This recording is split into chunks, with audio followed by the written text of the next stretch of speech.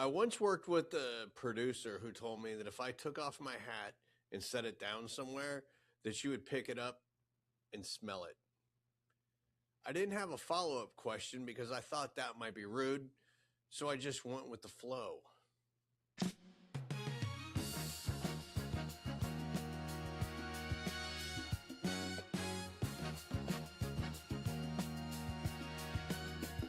Spanning the globe from the four corners of the world, traveling the earth while entertaining millions in secrecy. These are lessons learned through not so average experiences from a life spent creating reality television. This is accidental education. Reality Lab with your guide, Dr. Tom Cunningham, Esquire, amateur DDS. Welcome to Accidental Education Reality Lab. I am your adjunct professor, Tom Cunningham, and this podcast in general is about my education that I got through working in reality television. Working in this industry has led me to travel to places that I wouldn't ever have imagined as a little kid growing up in Naples, Florida, but it has, and I've learned a lot of life lessons, and I've learned a lot about history. I've learned a lot about world politics, and all those experiences have helped shape my views on every topic that you could ever imagine. Getting back to the story that I led with, yes, I was working on a show. I think it was back at the time there was a cable channel called ABC Family, and I was a cameraman on a show called Switched, and basically you had a person A, person B, who led different lives that were pretty dramatically different, and then they would switch positions, and the idea was to learn from each other's experiences. I was working with this producer. She was a relatively young field producer. I was young at the time, but I had been working in reality television longer than she had, because this was right at the beginning of it, where shows were cropping up all over the place and everybody wanted a reality show. So we were in our minivan that had all our gear in it, and she came right out and told me and said, "Hey, if you put your hat down, I'm gonna have to pick it up and smell it." I thought that was really unusual, but I didn't want to be rude and ask a follow-up question, so I figured I'd just go with the flow. And eventually I did put my hat down, and she did smell it. And then she looked at me with this sort of sheepish eyes and put it back down and said, "It's just what I do. It's what I'm into." And from that moment on, I tried not to take my hat off and set it down, because I didn't want to feel like that I was engaging in whatever issue that she was dealing with. So for the remainder of the days, I kept my hat perfectly affixed onto my head whenever I was in her presence. And I think a lot of times we get sucked into these traps of wanting to have good manners around people and not upset them, even though not upsetting them might pull us into a different reality or a different way of life that we are not accustomed to. And it's okay if you feel like, you know what, I'm not into being a furry, so I don't really want to engage with somebody and have a conversation with somebody who's wearing a full-on raccoon suit. I'm just not comfortable talking about the war in Iran with somebody who's talking through a muffled giant furry head. That doesn't mean that you dislike the person. It just means that they're in a position and they're engaging in activity that you don't particularly want to engage with. And there, and I'm not going to lie and say that there have been times where, out of curiosity, I've engaged in conversations with the furries, but it's never been a situation where I was having to accept them into the world that I was living. I was at a S&M convention. Well, let me backtrack a little bit. The hotel I was staying at was hosting an S&M convention, so you had a lot of people dressed in latex, gas masks, any kind of weird fetish that you could imagine was there. And then you had your contingent of furries that were there. So I was in an elevator with the furry, just kind of chit-chatting as one does, and just asking basic questions. Is it hot in there? Do you find it hard to breathe? That sort of just regular conversation. And I got off on my floor, and that was the end of the my interaction with somebody from the furry fetish population. But we've come to a place in society where it's almost rude. It's a certain segment of the population takes it as being rude if you have follow-up questions to somebody, and it's just like, it's the victimization world that we find ourselves living in, where there's higher stock in somebody that's being a victim.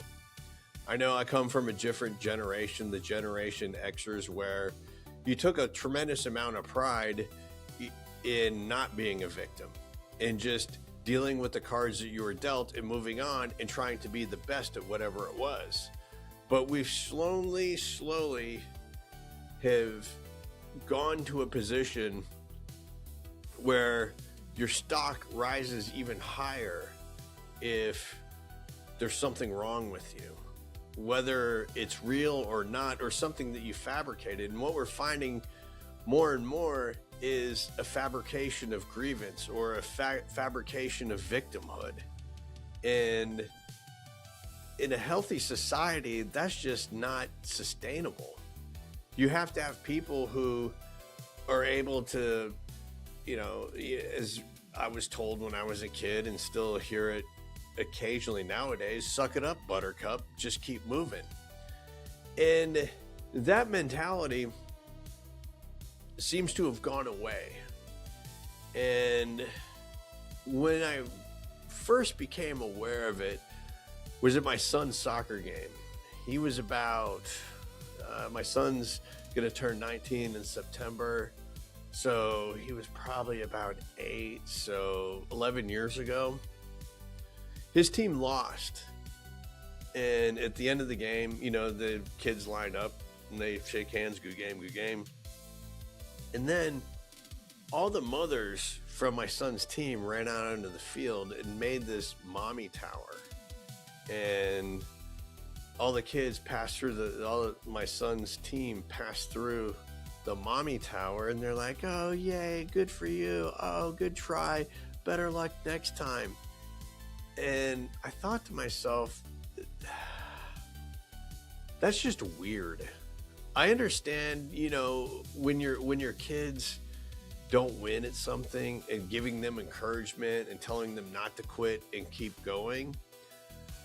But as a parent, you have a tendency to go overboard and try and mitigate bad things that happen to your kids. Of course, you want to keep your kids away from danger. That's, danger and threats and anything bad that'll happen to them. But in certain instances, especially when it comes to winning and losing in a competitive environment, you want to soften the blow a little bit, but you don't want to take the sting out of the misery of losing. And I think that's one of the lessons that's not being taught in sports nowadays, is we've gotten to a point where parents have become so protective of their children not enduring something difficult that when the kids get older, they manufacture difficulties. It's like Don Quixote. When your life is so good that when you reach a certain age, especially when you go off to college, and there hasn't been too many struggles, and you don't have the tools in your toolkit to be able to understand that there are going to be setbacks and you can move forward even though there are setbacks. You start looking for windmills that you think are dragons that need to be slayed, and those windmills aren't really there because you've been so insulated from such a young age to keep the real dragons away. And so when you get older, you create these fictitious dragons that you have to slay. And that has turned into a culmination of the whole victimhood society that seems to be prevalent in not only the United States, but in parts of Europe. I don't think you really see it in Asia, but Western civilization, you see it a lot. And the whole Jalen Daniels situation going on, to me, has a lot to do with the mommy tower. Jalen Daniels had a great career in college, Heisman Trophy winner, went to LSU, and now he's with the Washington Commanders. His mom is his agent, and I understand a son's love for their mother. That's great. And I understand what the Bible says about honoring your mother and father and listening to them. Totally agree with it 100%. But there also is a time when a son has to go out on his own. You can still honor your mother and father, but not have them be an integral part of your life. There's a point where a boy has to become a man.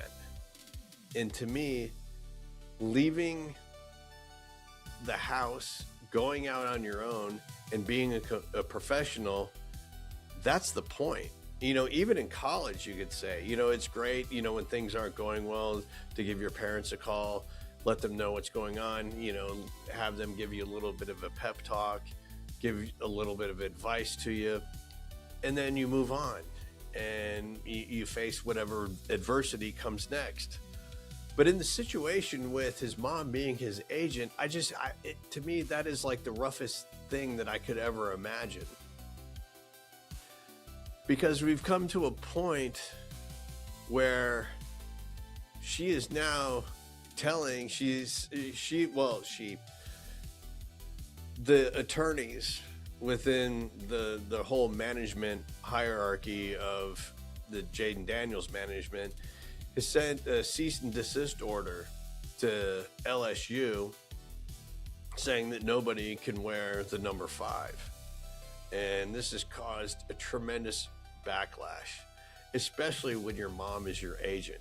It would be different if you had a third party who was your agent who was fighting this battle, but when mommy's fighting the battle, it just gets really weird. The optics just look horrible on this. And I'm not sure how much Jalen Daniels himself has to do with the controversy that's going on that his mother has started. But it goes back to that mommy tower of, I'm going to do what's best for my son, and I'm his best advocate. And that's true. Mothers are always going to be the best advocate for their sons. But when it comes to business, you have to be able to take emotion out of it. And this situation feels like it's overwrought with emotion, where it's, well, I'm going to make a stand. I'm going to be girl boss. I'm going to lay down the law, and this is how it's going to be. And to me, it would be different if Jalen Daniels had spent, all 4 years at LSU and they were going to retire his number. And the whole retiring of numbers is just silly, because it's like this person was so good that nobody will ever be able to wear that number again. In this day and age of name, image, and likeness, that's just impossible. That can't be done, because a lot of kids make their decision on where they're going based on a number, and that's another weird thing to me as well. But it is what it is, and that's the world that we're living in right now. But having your mom constantly fighting your battles, you're just going to be really ill-equipped to deal with any sort of hardship, because now going into this next football season, which starts here in 3 weeks, everything that he does on the field is now going to be met with, oh, mama's boy this, mama's boy that. It's just, it sends a bad sign. And again, I understand that, I shouldn't say I understand, because I fortunately grew up in a 2-parent household. But I do, and it does seem like, he's got a very strong bond with his mother because of that relationship that they had of, her being the head of the household. But for her, I mean, there comes a time where you've got to let your son become a man and let him go out on his own. And you can still advise him, but once you start taking control over his finances and negotiations, that part of it, there's just too much room for error, and there's just too much room. I mean, I can't imagine Jalen Daniels and how he feels about, being in the locker room and expecting to be a leader of a professional football organization when mommy's fighting your battles. That, to me, that's like arrested development. It's not like a true leader, somebody who's rising up and saying, okay, all right, everybody get together. You need to get your shit together. On that, you were dogging it on that last pass route, get it a little bit more crisp. I'll throw you the ball. And if I'm a wide receiver and I'm listening to this person, I'm like, oh, what are you going to do if I don't do that? Are you going to tell your mom? Are you going to run home to your mom and tell her that I'm not playing the way that you want me to play? As an adult and somebody who's in a leadership role, it's counterintuitive for other men to want to be led by that person who his mother is fighting his battles for him. So I think she's doing a tremendous disservice to Jalen Daniels and the effectiveness of his leadership. And plus the optics are just so bad, and they're just so petty, where they're fighting over a number. And I understand what she's trying to do with the LSU not using his name, image, and likeness. That's totally fine. But saying that LSU can't use a certain number, hey man, if you don't want to have anything to do with LSU and you want your Heisman Trophy that's on display there, fine, take it back. But when you start demanding and you start fighting on your son's behalf for something that seems like an emotional outburst that you didn't get your way, it seems like it is a lack of control. It's a lack of emotional control. And how can your son be expected to lead a group of men out onto a field and compete when you're looked at as, oh, if things don't go well, it's okay, I'm going to call my mom and she's going to make everything better? I know if it were myself, and I'm a totally different generation from those guys who were in the locker room, I think that was weird. I think it was really weird. Even though we're totally different generations, something inside me would send off, alarms saying, I don't know about this guy. Is he a true leader? I know he's very athletic. He can throw the ball. He can run the ball. But does he have that little extra gear that a true champion has? Or when times get tough and he needs to find that gear, is he going to collapse because his mommy isn't there? So if I were Jalen Daniels, and I'm not, but if I were, I would make a call to my mom and say, look, we need to have a come to Jesus meeting and talk about your role in my organization now, because now Jalen Daniels is the product. And you do want an advocate in there making sure that, nobody's taking your money and they have what's best for you in the forefront of all the decision making that's going on. I get that.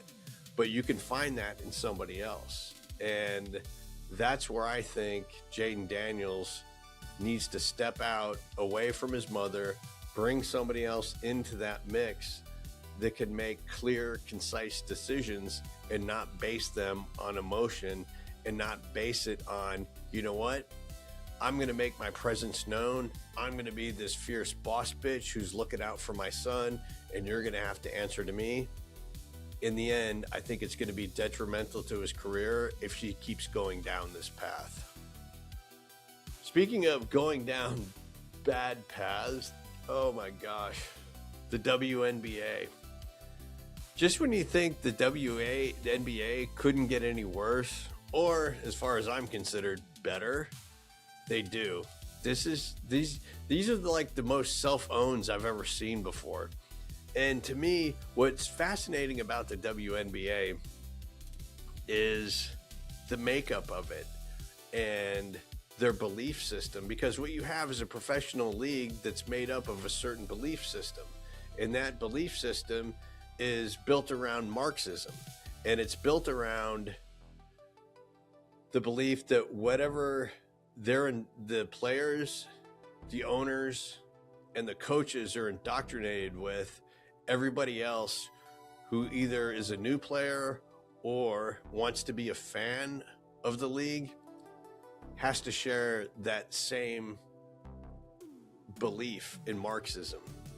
And it's fascinating to watch. And what makes the WNBA different from other professional leagues is it's totally subsidized by the NBA. So basically you're dealing with a 501c3. So when someone's giving you money, you can have these fanciful beliefs in Marxism, which is what they adhere to, because you're not under the pressure of playing for your fans. They have a certain fan base that they cater to, and that's all they care about. New fans that have come along because of Caitlin Clark, and even newer fans because of Sophie Cunningham, are starting to see exactly what this WNBA situation is. And then throw in one of my favorites of all time, the head coach of the Indiana Fever, Stephanie Whitegilt.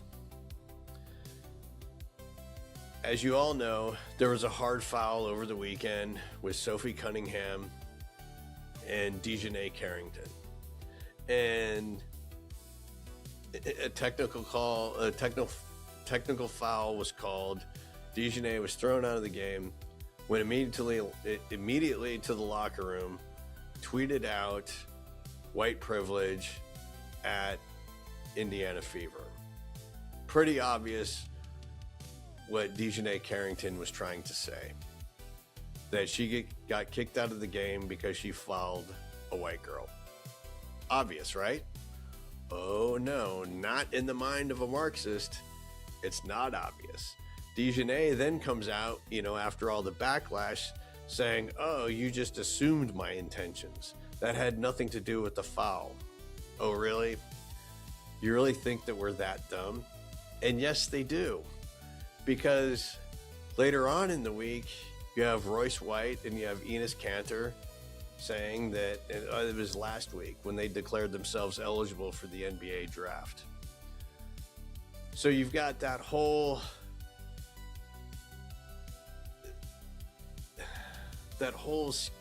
schism now of what is a woman being thrown into the WNBA, because their mantra is if a trans person says if a man says he's a woman, he is a woman. That's it. That's the bottom line, and you have to accept that.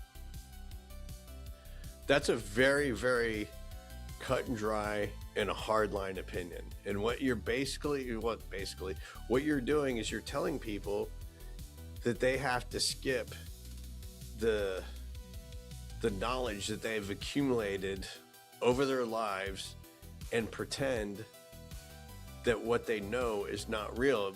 You're getting them to buy into a lie, knowingly buy into a lie. And a lot of people like myself don't want to buy into lies. I don't want to buy into lies of JFK, 9/11, the earth being round, you name it. I am so far away from believing anything that I'm told, especially by the government, that I am not going to believe anyone saying, okay, the sky is green when I know the sky is blue. And that's what we're being told by the WNBA, is that a man who identifies as a woman is now a woman. Biologically, they're not. We know that not to be true. And now we're being told, well, you're a bigot if you don't buy into this narrative, which is ridiculous. You're not a bigot if you've got the truth on your side. You know what the truth is. You know that there are XX and XY chromosomes. It's pretty basic. This was all something that we knew up until 2020, when evidently CERN got really turned on and cranked up, and the world just turned upside down onto its head. So now Stephanie Whitegilt enters the fracas, talking about love and inclusion during her press conference before a game, and talking about how she didn't see the foul on Sophie Cunningham, because she got a lot of backlash, because when she came onto the court after this little fracas erupted, she went directly to Dejanay Carrington and didn't check on her own player. And so, of course, throughout social media, it's like, look, Stephanie Whitegilt cares more about the aggressor than the victim, which is true in the Marxist philosophy, because the aggressor is the oppressed. They're forced into that position because the oppressor has put them there. And in this whole narrative that the Marxist WNBA has, is that white people are the oppressor and minorities are the victims. So you can never, once you have that victimhood status, you can never be the oppressor. So if you do something blatantly against somebody based, on a hard foul or on race or whatever it is, even though you're the aggressor, you're the victim. And that was what was on display with Stephanie Whitegilt's reaction to the foul. And then she gets into the press conference and talking about love and inclusion, and which is all great. And believe me, I have nothing against the trans community whatsoever.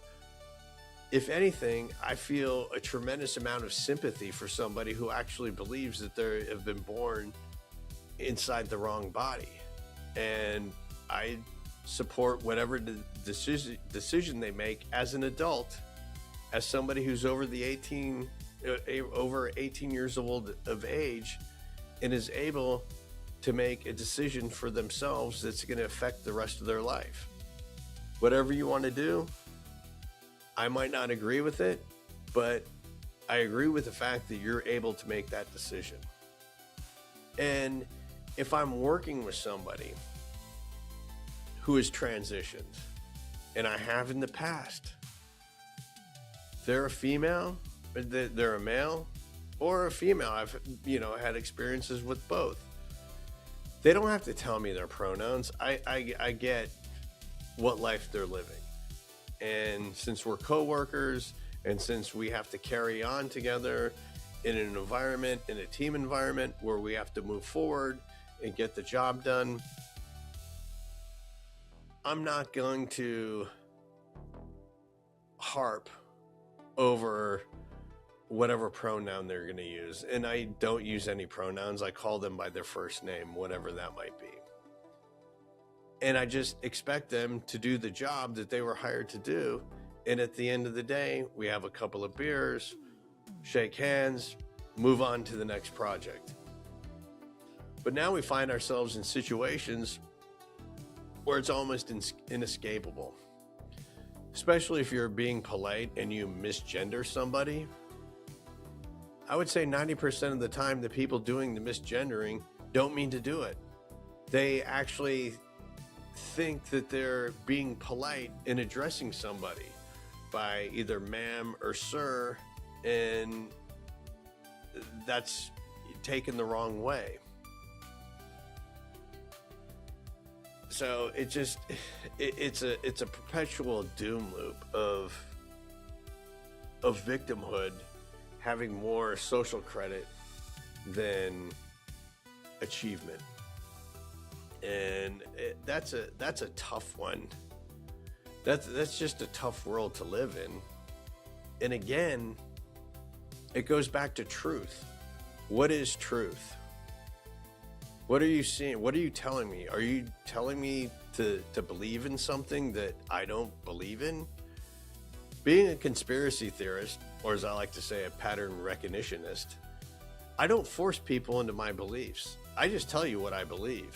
And a lot of time I get mocked and ridiculed for it. And I think it's great because to me, it's all about humor. And, there are a few things that, I kind of lean toward, okay, maybe that's true, maybe it's not, but I'll engage in a conversation and I'll even take the side that's, less popular.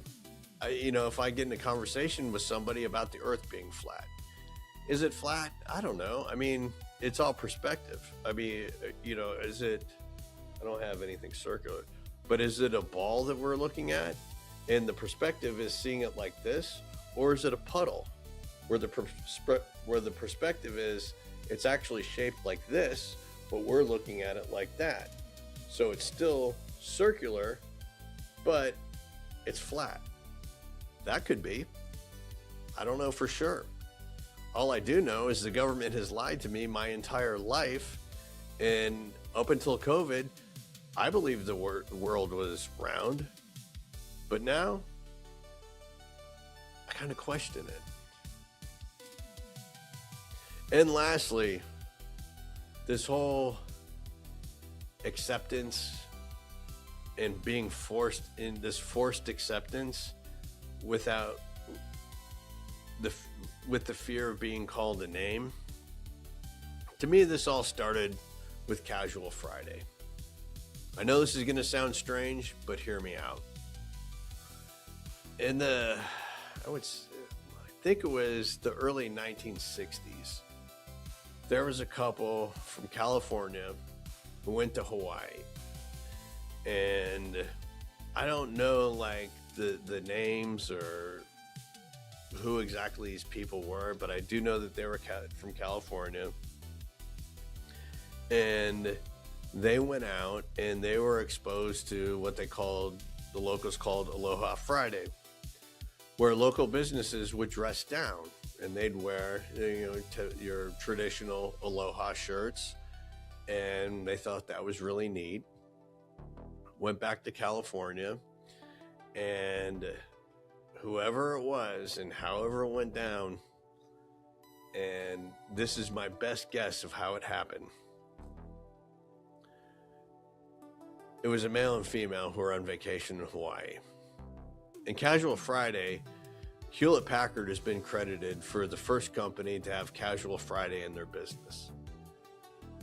So for my story, it's going to be Lou and Angie who go to Hawaii. And Angie sees the Aloha shirts and she's like, "Oh, Lou, you see everybody in those Aloha shirts? Isn't that fantastic? You know what I think? I think that you should tell your bosses at Hewlett Packard that you should have an Aloha Friday." Lou is driving the car. All right, maybe I'll bring it up in a meeting. What's the harm in it other than getting mocked and ridiculed? You know how the old man is who runs the company. It's dress shirt, it's tie, it's coat. I know, but Lou, you should tell him what a pleasant environment it was in these businesses that we saw, about how the employees loved it, how I loved it, how the customers love it. It could be, you know what, Lou? It could foster creativity. Well, yeah, I could see how it would foster creativity, not having the tie on. All right, I'll bring it up in a meeting. Oh, Lou, I think that's a fantastic idea. And so, a couple months later, Lou's back in the office, having his meeting at Hewlett Packard.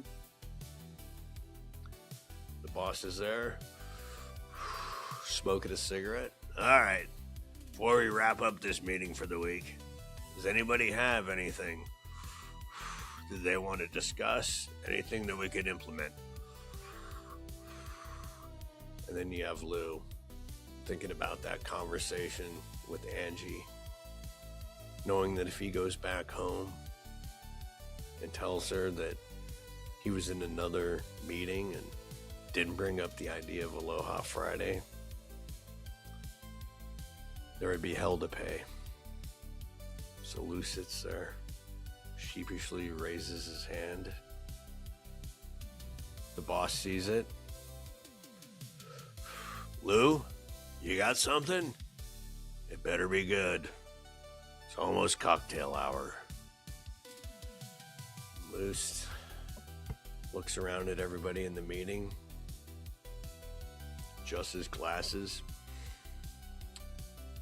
Angie and I were on vacation about 2 months ago. We went to Hawaii and went into one of the businesses, and we saw that everyone was wearing Aloha shirts. And I think us wearing Aloha shirts on Fridays would be a lot of fun. And I think it would foster creativity. Creativity? I don't like the sounds of this. Sounds very communist to me. Plus, we have a dress code around here. I'd hate to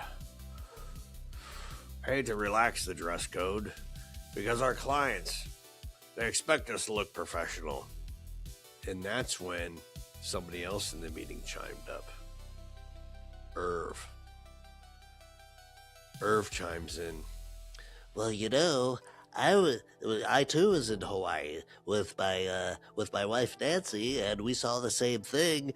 And you know, as somebody who does a lot of programming, and you know, it's very important for us to think out of the box at times. And you know, the necktie can be a bit constricting. And I think that would be a good idea because it would foster, you know, like Lou is saying, creativity. And that creativity would also translate into productivity. Productivity?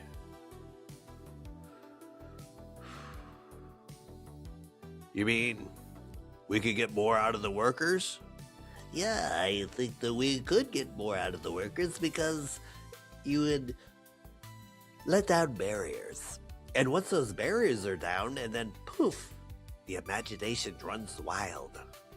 Yeah, I agree with Irv. I think it's a tremendous idea, and you know, I do believe that there is room for growth. More productivity. All right, Lou, go ahead and put it in a memo. Work with Irving on it. Put it up in the break room. It's not going to be Aloha, though. Let's make it more casual. And then Casual Friday was born.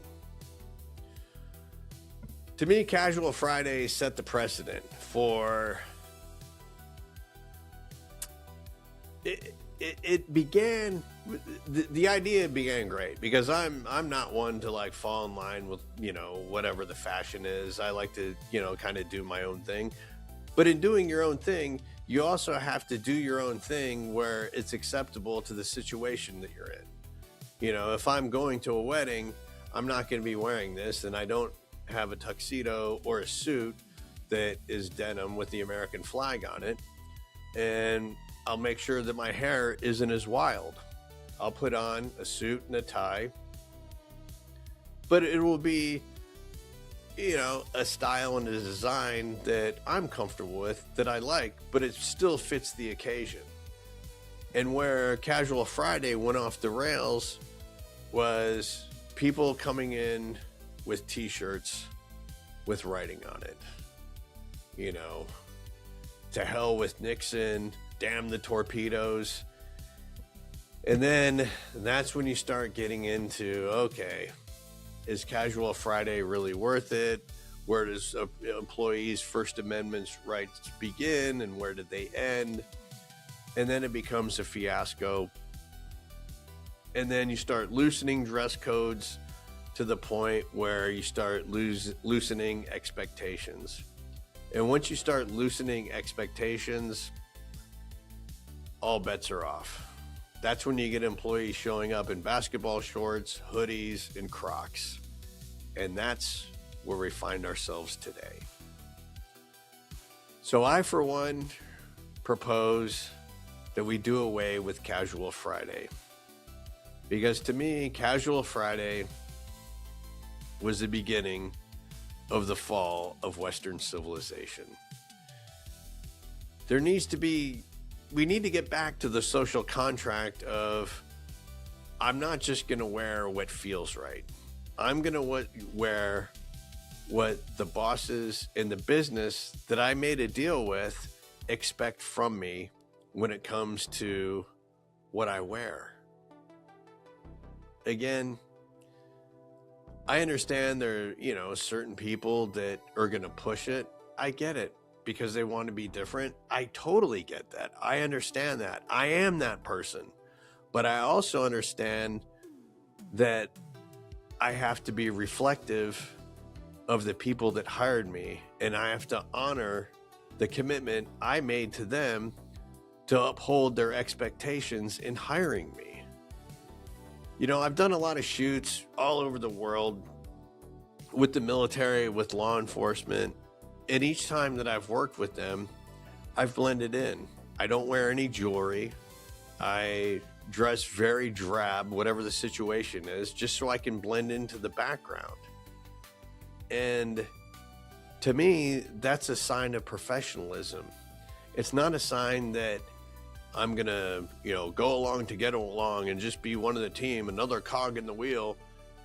It just means that I understand the situation that I'm in, and I don't want to be the center of attention and the center of focus, but I also don't want to be just another cog. And I think you can achieve that